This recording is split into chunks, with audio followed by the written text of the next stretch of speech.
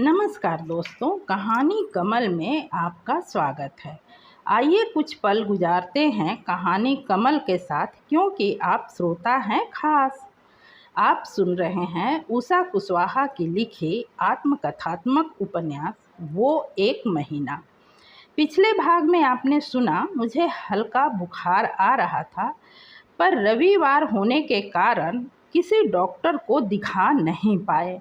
बेटी का फ़ोन आया जो मेरी आवाज़ की असहजता को महसूस कर चिंतित हो उठी। अब आगे आज का भाग यानी भाग 6।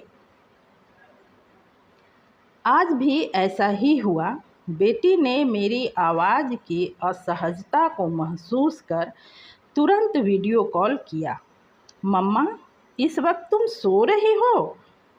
अरे नहीं बेटा, बस नाश्ता करने के बाद ज़रा सा लेट गई।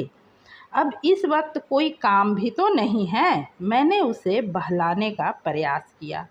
बेकार ही चिंता करेगी। आपका अपना कोई तकलीफ़ में हो और आप उसके पास ना हो तो चिंता कुछ अधिक ही बढ़ जाती है। नहीं मम्मी, ये वक्त तो तुम्हारे लिखने का है या फिर किसी किताब पत्रिका में आँख फोड़ने का।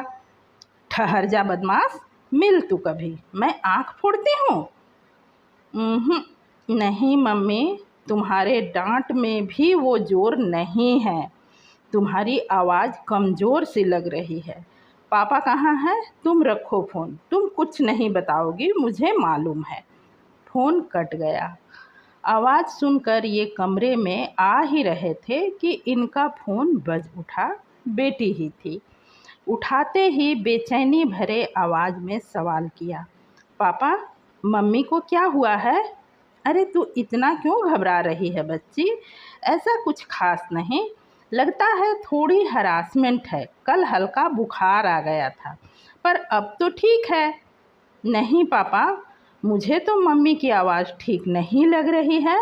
डॉक्टर को दिखाए थे? नहीं, आज तो रविवार है, कोई डॉक्टर ही नहीं मिलेगा। अच्छा ठीक है, मैं देखती हूँ। फ़ोन कट गया। आपको बताना ही नहीं चाहिए था, अब वो परेशान हो जाएगी, मैंने इतराज़ जताया। तुम्हें क्या लगता है, नहीं बताने से वह कम परेशान होगी? उसे संदेह हो गया है कि तुम्हारी तबीयत ठीक नहीं है। अब सही जानकारी ना दो तो और भी परेशान हो उठेगी। वैसे तुम ठीक हो ना? बुखार तो नहीं है? मेरे माथे पर हथेली रखते हुए इन्होंने पूछा। हाँ मैं ठीक हूँ, बस ज़रा कमज़ोरी सी है। लेटी रहो, दोपहर के लिए मैं कुकर में दाल चावल डाल दूँगा। नहीं नहीं, आप परेशान ना हो, अभी बहुत वक्त है, मैं देख लूँगी। ठीक है, अभी आराम करो। चाय कॉफ़ी कुछ पियोगी? तुमने नाश्ता भी ठीक से नहीं किया। इच्छा नहीं है। अच्छा आराम करो। कहते हुए ओम जी कमरे से बाहर निकल गए। मैंने आंखें बंद कर ली। हमारे 2 बच्चों में बेटी छोटी है, पर जैसा कि लोग ज़्यादातर करते हैं, हमने भी। आगे की कहानी सुनाने से पहले एक छोटी सी रिक्वेस्ट है। आपने अब तक चैनल को सब्सक्राइब नहीं किया है तो अब भी सब्सक्राइब कर बेल आइकन दबाएं। वीडियो को लाइक करें, अपने दोस्तों में शेयर करें और कमेंट करके अवश्य बताएं कि यह उपन्यास आपको कैसा लग रहा है। अब आगे। हमने भी पहले बेटी की शादी करने का मन बनाया। बेटे की भी यही इच्छा थी कि पहले गुड़िया की शादी करनी है, उसके बाद ही आप लोग मेरे बारे में सोचिएगा।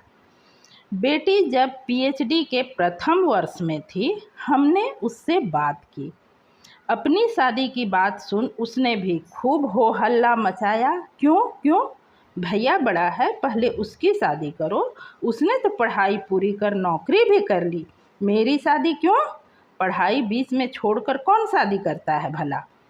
बहुत समझाने पर कि तुम्हारी पढ़ाई कोई नहीं छुड़वा रहा है, हम ऐसा ही घर परिवार ढूंढेंगे जो तुम्हारी पढ़ाई जारी रखने दे। इस शर्त पर वह राजी हुई कि सारी बातें शादी से पहले ही क्लियर होनी चाहिए। जब तक मेरी पढ़ाई पूरी नहीं हो जाती मैं हॉस्टल में ही रहूँगी। हमने तलाश शुरू की। काफ़ी प्रयास के बाद हमें हमारे पसंद का परिवार मिला। उन्हें भी हमारी तरह एक बेटी एक बेटा ही है। फ़र्क सिर्फ इतना है कि उनकी बेटी बड़ी है जिसकी शादी वो कर चुके हैं, बेटा छोटा है जिसकी शादी करनी थी। समधी जी ने भी अपने बच्चों को पढ़ाया है। बेटी झारखंड में एक सरकारी स्कूल की प्रिंसिपल है, बेटा सरकारी बैंक में मैनेजर। शिक्षा का महत्व समझते हैं ये लोग। हमने अपनी कंडीशन बताई तो सहर्ष तैयार हो गए। हमारी चिंता और संशय दूर करते हुए समधी जी ने उत्साहित स्वर में कहा, 2-2.5 साल की तो बात है, देखते देखते बीत जाएगा। हमारी ओर से पढ़ाई में कभी कोई व्यवधान उत्पन्न नहीं होगा, आप निश्चिंत रहें। पर ऐसा हो कहाँ पाया। पिछले वर्ष जुलाई में बेटी की पीएचडी थीसिस सबमिट करना था। उसके ससुराल वालों के साथ हम भी खुश थे कि अब वह सही मायने में अपना दाम्पत्य शुरू कर पाएगी। पर पिछले मार्च से ही इस कोरोना के कहर ने सब कुछ तहस नहस कर रखा है। जाने कब पटरी पर लौटेगी जिंदगी, लौटेगी भी या यूं ही पहली दूसरी तीसरी लहर के कहर में पीसती ही रहेगी। शाम को सोकर उठी तो तबीयत कुछ बेहतर सी महसूस हुई। शाम की चाय भी अच्छी लगी। कुछ देर बालकनी में बैठ पत्रिकाओं के पन्ने पलटती रही। पन्ने भी अब क्या पलटना, पिछले वर्ष जब लॉकडाउन लगा कुछ महीने तो सारी पत्रिकाएं लगभग ठप सी रही, फिर धीरे धीरे पीडीएफ के रूप में आने लगी। यानी अब आपकी पसंदीदा पत्रिका भी आपके मोबाइल और कंप्यूटर में। मई की शाम, उमस भरी गर्मी, हवा तो बस किसी नटखट बच्चे की तरह छू कर गुजर जाती। कुछ ही देर में गर्मी से पसीना आने लगा। मैं उठकर कमरे में चली आई। मोबाइल रखने ही वाली थी कि वह बज उठा। देखा तो बेटे का फ़ोन था। रिसीव करते ही सवालों की झड़ी। मम्मी, अब कैसी तबीयत है? दवा ली थी? दोपहर को खाना खाया था? मैं आपकी बहू को वहाँ भेज रहा हूँ।